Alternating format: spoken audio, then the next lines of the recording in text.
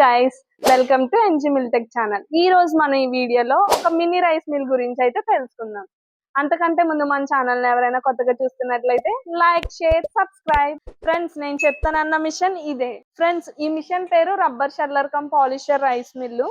ఇందులో మనం ఇలా ధాన్యం వేస్తే అలా పాలిష్ బియ్యంగా, అలాగే ముడి బియ్యంగా కూడా వస్తుంది. ఇందులో మనకి తౌడు ఊక వేరువేరుగా వస్తుంది.